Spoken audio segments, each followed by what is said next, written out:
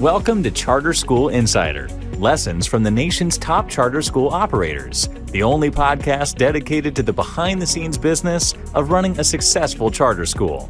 Join us as we sit down with charter school leaders who share how they are overcoming the biggest operational hurdles facing their schools today.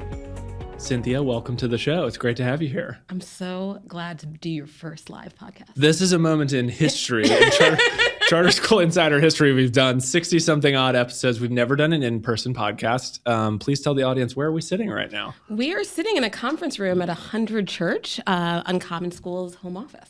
I have to say, this may be the new home of the podcast, pending Uncommon School's approval of that. Super excited to be here. Thank you for opening up your space for this conversation. Why don't we start? I always like to start our conversations with a quick origin story. Tell us a little bit about yourself and the role you're in today and how you got there. Give us the SparkNotes version. It might be surprising to you. I started my career off as a textbook editor. Okay. And it was really fun work. Then I started writing newspapers for kids. But ultimately, I started feeling like I was many layers away from the people that I wanted to serve. And so I started looking for ways that I could be more connected with students. And I found Uncommon, and I was compelled by their mission. And it was 16 years ago, and they had a fellowship program that was talking to and asking for people who were leaders in different sectors who wanted to learn what it would look like to lead. So outside education, any Outside type of of education. Private business, nonprofit, Yeah. what have you. Okay. They're like, do you have experience running and managing things? Yep. Come to Uncommon. We have this fellowship program, and we'll teach you how to do that in a school context. Super cool idea. Yeah. Okay. And I had no idea what I was signing up for when I did. And I realized that at my core, I'd always been an ops person, and maybe I just never had the language to say that I was an ops person. And I founded a school, then managed some schools, and then over a number of years, found myself in this role as Senior Director of Operations Leadership Development, in which what I do is I am in charge of the people development for our operations leaders. So this is really a 16 years full circle. Full you're circle. You're now back in charge of this program, developing ops people for the network. What is that? Just give us the quick sense of scope, scale for people who are not from the Northeast or not from New York and don't know Uncommon Schools. How big is that program? How many people work in ops? Who comes through that program? Just give us the quick download there. Great. So the fellowship is usually a year-long development program. We have typically 15 to 18 fellows in the program each year, and they are training to become future operations leaders at an Uncommon School. Okay, cool. I'm super excited to unpack this a little bit because I think a lot of people really struggle with people management and people development. And it's one of those things that I would venture to say most leaders have imposter syndrome around leading a team. You know, maybe they were really good at the job, but now they're in charge of enabling and coaching and developing a group of people to do the job. And so I'm excited to learn from you today on how you all are doing this at Uncommon. Why don't we start with people development in schools in general? Where do you feel like schools in particular typically struggle with people development? And if you want to orient that to the ops context, that's great, wherever you want to take that question. I think the number one struggle that I hear from schools, both in Uncommon and other charters, is about time. There's a tremendous amount of work that you need to balance in schools all the time. And with that enormous workload, I hear people say, how am I supposed to get all of this work done and develop these people? I don't know how I'm going to do that with all the things on my plate. And I would say for the most successful operations people that I've met, they've managed to make a shift where they think to themselves, I must develop these people in order to get things off my plate. That if I can actually grow this person on my team, they can be a partner to me in this work and drive more things autonomously and independently. Right. And so that's the core challenge you see. Okay. And operations in particular, I think is challenging because you're asked to do so many things. You know, on any given day, you're dealing with a transportation issue and HVAC system goes out. You've got maybe enrollment is part of your bucket. I think especially for maybe some of the smaller schools that might be listening to this, so much fits into that ops bucket that the thought of professional development, coaching, even if you just have one person on your team, that feels daunting because there's always other fires burning. How do you coach people to think about the time management piece, or like getting into if I want to prioritize developing my people, where is this supposed to fit in the day? Let me ask you a question. Okay. Have you ever taught anyone how to drive a car? Ooh, that's a good question. Maybe a little bit my little sister. She's 4 years younger than me. It's terrifying, right? It is, yeah. Yeah, so my nephew's learning how to drive right now. Especially with her. Sorry, Katie. My nephew's learning how to drive right now. Okay. And here's what I would never do. I would never sit with him in my living room and be like, okay, the car's outside. I want you to go out there. I want you to buckle in. You're going to reach to this mirror. You're going to adjust it, make sure you can see everything. Put the keys in the ignition. Oh, there's a blinker on the left. Right. And drive around the corner. And if you get confused, there's a manual in the glove compartment. I would never do that. Right. And that is what development for so many ops people looks like right now. And we give instructions like that. We give training like that. And then we're surprised when they crash and burn. But the PowerPoint was so good. The PowerPoint was so good. Right. And so I think we all intuitively know what good training and development looks like. Mm-hmm. We know that if you really need to coach someone on how to drive, you got to get in the passenger seat. Mm-hmm. You got to be next to them while they're driving. And you got to give them targeted coaching as you go. We all know that. Mm-hmm. And so I think that part of it is just deciding what skill you're going to start with. Because it's too hard if you try to take on everything. Single aspect of ops work at the same moment. Mm-hmm. But what is the thing that is most important that you want someone to independently be able to drive in? And that's where you start. Amazing. Okay, so let's talk about this because I want to dig into this idea of what's the most important skill or competency or thing that this person needs. Because you dug into something that I think a lot of people struggle with, which is defaulting to the professional development modality is sit and get. You come into the room, you get some pizza, someone gives a PowerPoint for 45 minutes and everyone's secretly answering emails while they're acting like they're taking notes. And you understand why this doesn't work, but it can also be, I'm sympathetic to why that ends up being sort of the default.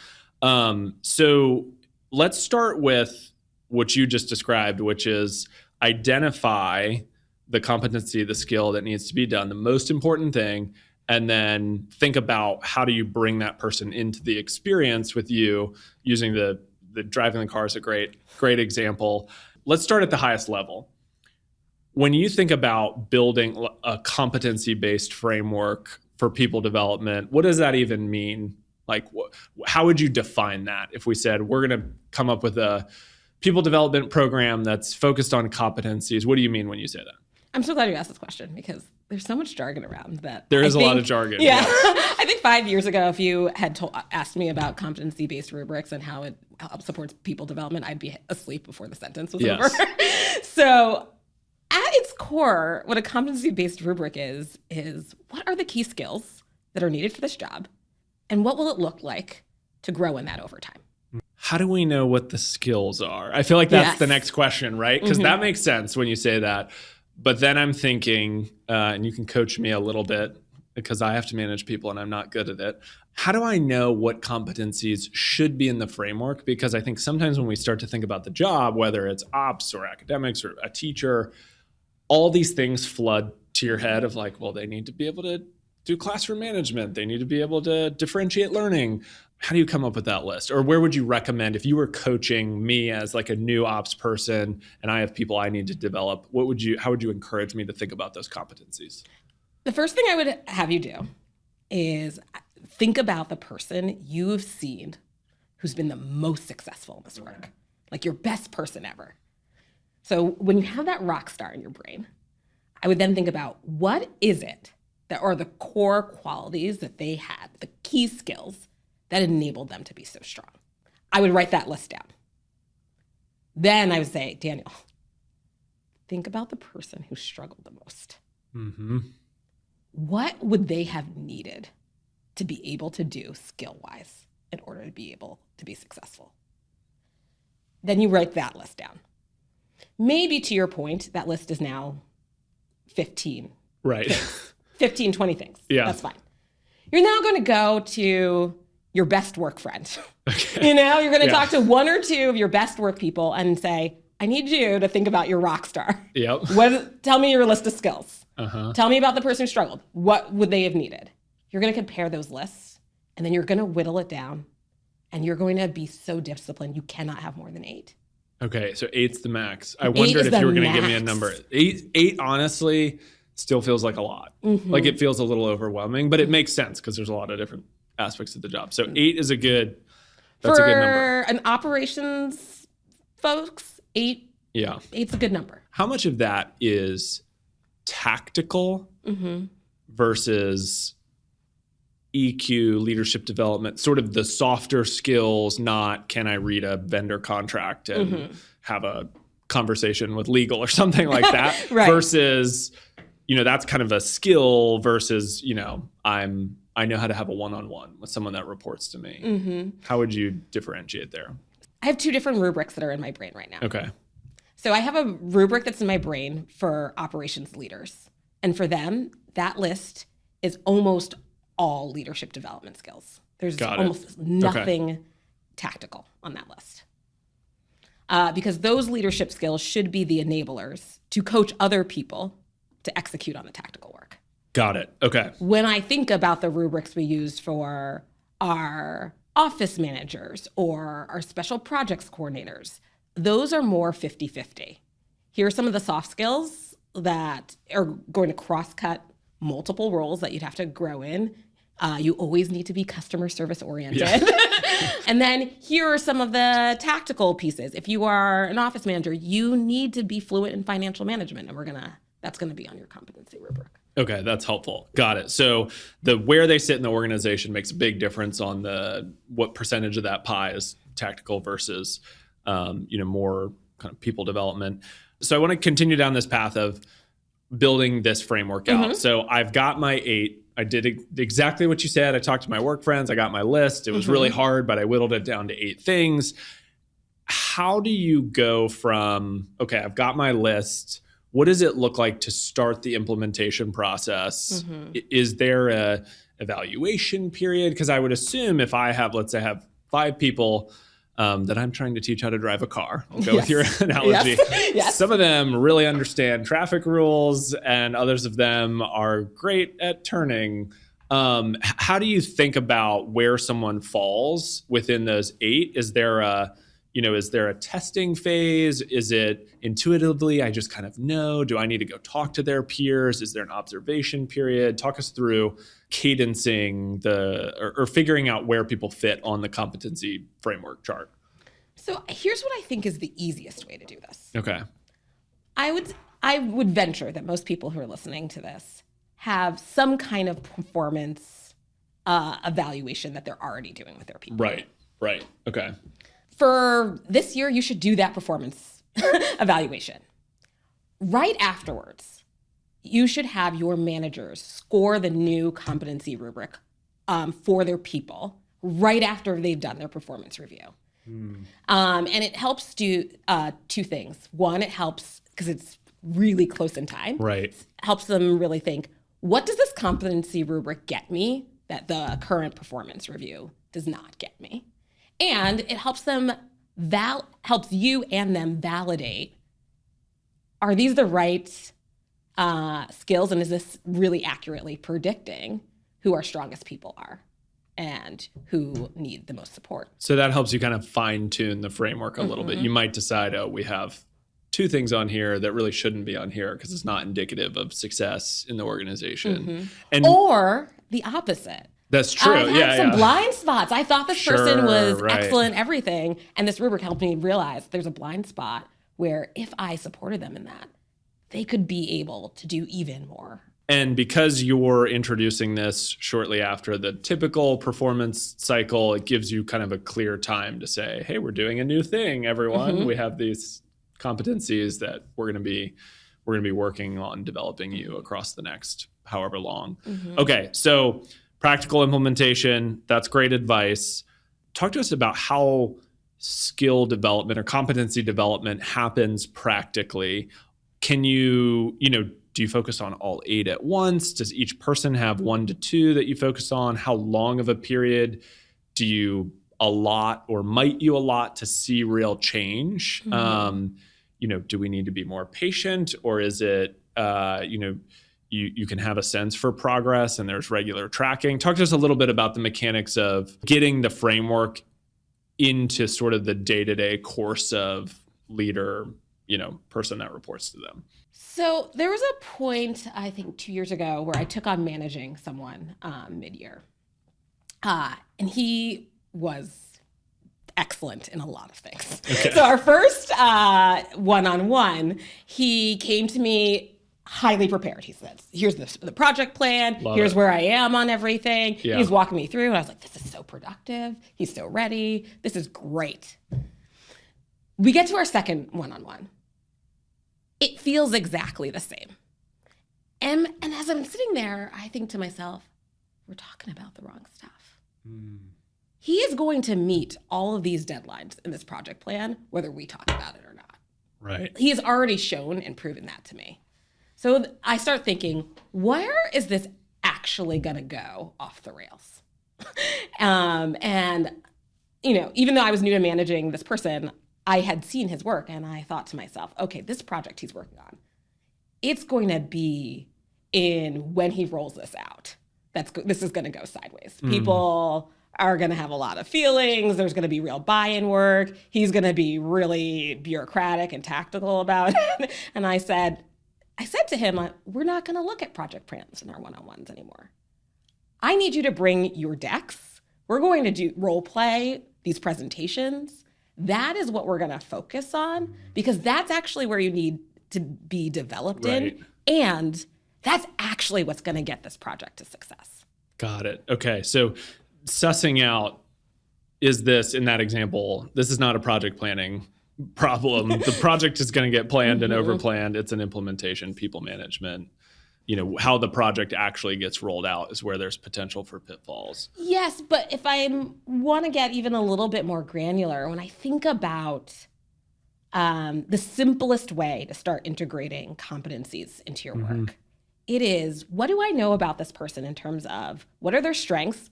Because they're going to bring their strengths to me all day long. Yeah, right. And where do they actually need to be developed the most? So I'm going to say, okay, all right, there's this thing that I know. I'm just going to write that thing on the top of their agenda to remember every time we meet. This is the thing, that it's always going to be the whole group presentations. It's going to be that influence and motivation skill. That's always going to be where he's going to struggle the most. And so when we roll out new work, I can start talking about, okay, here's a new project. Tell me where you think the influence and motivation challenge is going to be. Right. When we debrief the project at the end, yes, I wanted you to tell me how we did in terms of our results and our outcomes, but then I also want you to debrief, how did you do in terms on that one thing around influence and motivation? Okay, so how does this play out? Like, let's talk about the operations fellowship, because is it a year-long program? It is a year-long program. Okay. How does a competency-based framework, how does this get implemented for your fellows? And what does it look like over, say, 9 weeks or something like that? Because I'm thinking of pretend you're talking to the director of operations that has 2 reports. Maybe it's a small multi-site network. They've got 3 schools or something. There's a DOO and 2 site managers.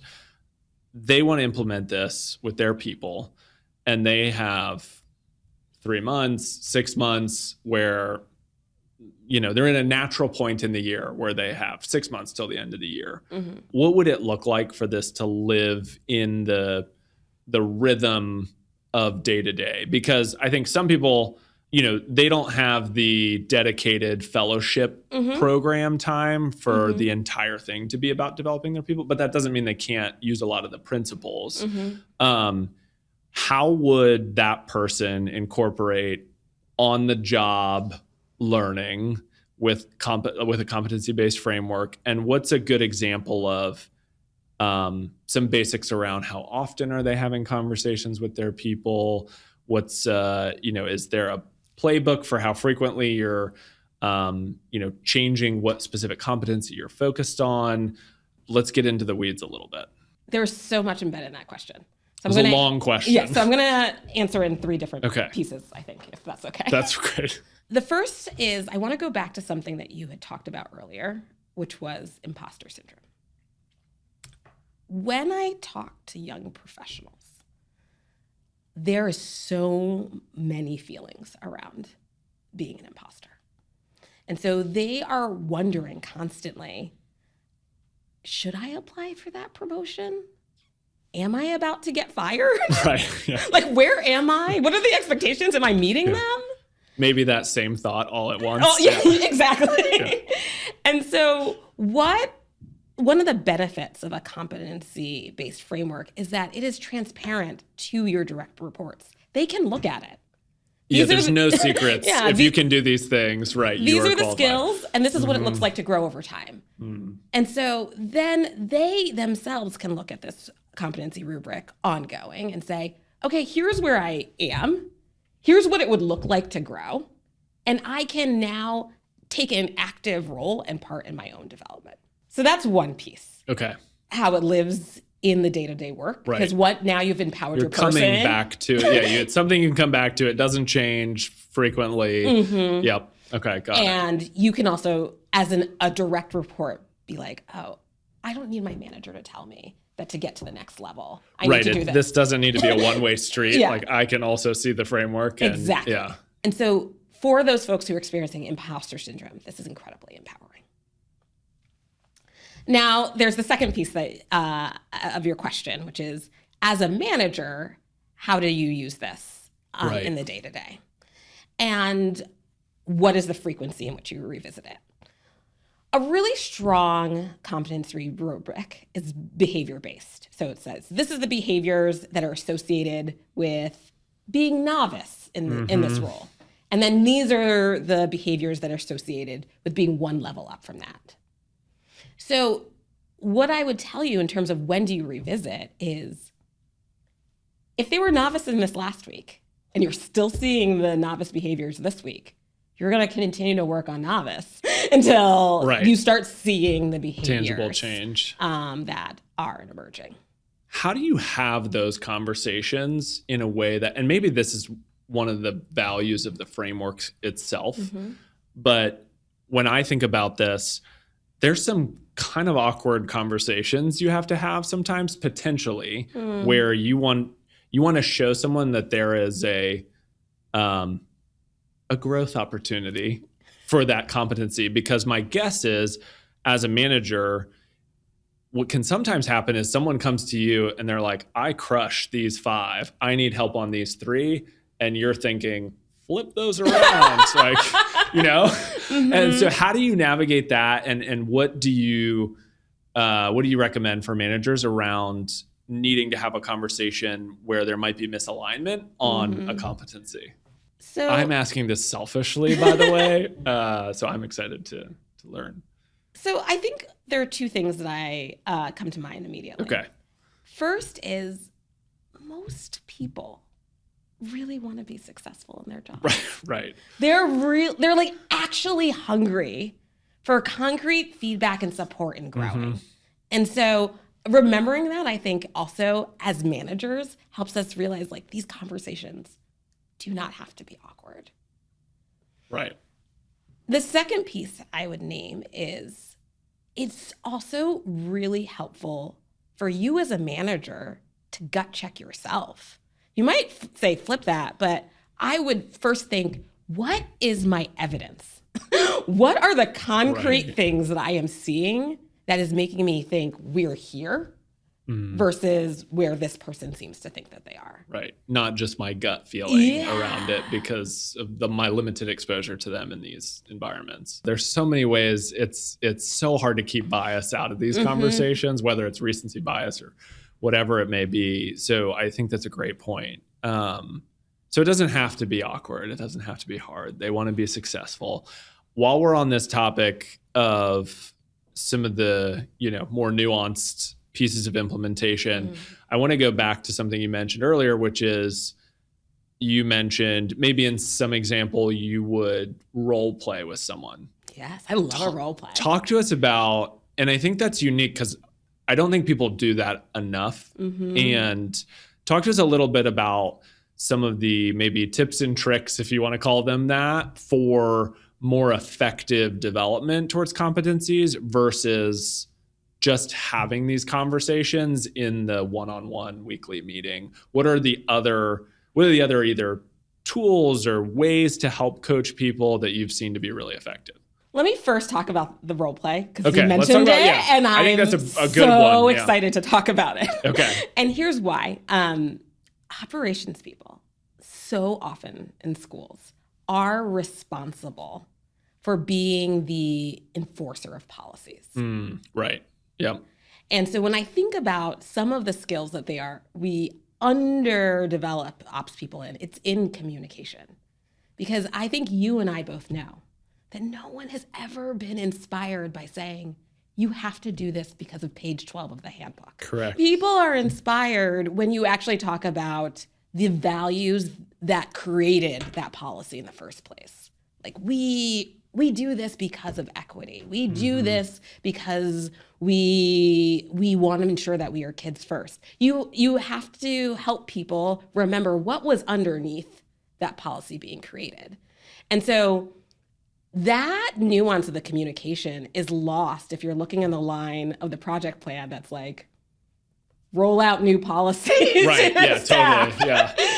So that's when simple, easy, just roll out the new policy. Right. Yeah. And so that's where I'm interested in being like, let's role play this. What does it actually sound like to get people excited about moving in this direction and not tuning out because now we're in a policy bureaucratic handbook conversation. Yeah, I love that. Okay, so role playing is a great one. Can you give us one or two others that you find yourself coming back to as, this is a good coaching modality or opportunity? So there are a number of things. I like to do a number of live drills. Okay. So I'm thinking about someone I was coaching recently, and he was very skilled around identifying what problems were happening in the school. Where he struggled with was how to get them to resolution. In fact, I've heard you talk about this problem for the last 4 weeks. Right. What are you actually going to do about that? And I think at first he didn't realize that he was really stuck in talking about what the challenges and the problems were. And so I said, we're going to practice. How do we get from problem identification to problem resolution? And so we were sitting in a one-on-one, and I came up with 5 scenarios off the top of my head because I work in schools, and so 5 scenarios. Problems, schools, yeah, easy. Yeah. So I'm like, all right, I have my phone out. You have 3 minutes. Here's the problem. Tell me what you would do to get this to resolution. Yeah. By the end of the week. Go. You write down your response. I'll write down my response. Right. Let's compare. I love it. Okay, great. Next scenario. Yeah. 5 minutes on the clock. You write down your response. I'll write down my response. Super powerful, right? And what is amazing about it and why I love it so much is at the end of, the 5 rounds, that was 25 minutes of time, he was noticeably, recognizably stronger at doing this than he was at the beginning of the day. I can come up with solutions. Yeah. Right. Yeah. I love that. Okay. That's a really, really good one. So don't be afraid to practice. Skills in the moment, tangible. Okay. So one of the challenges is obviously ensuring consistency, and like we talked about, a lot of times PDs come in and look at this slideshow. Right. How do you think about ensuring competency development continues to happen? So one of the things that keeps me up at night, and I think about it all the time, and you can Google it, is the forgetting curve. And the forgetting curve is a curve that shows that 90% of what adult learners learn in PD, they forget within 7 days. That's a lot. That's most That's of it. most of it. That's most. That's Within almost 1 everything, week, yeah. they forget What are almost they remembering? everything. Right. Yeah. And so when I think about people development, I think about how do I get that number down to 30% or 25%? And what the research actually shows us is that if you can get people to have real life experiences with their work, if they can practice, if they can do case studies, if they can experiment in a safe space, actually doing and practicing that skill, they are far more able to retain that in their memory and actually implement that when they go back to their workplace. I've got two final questions for you.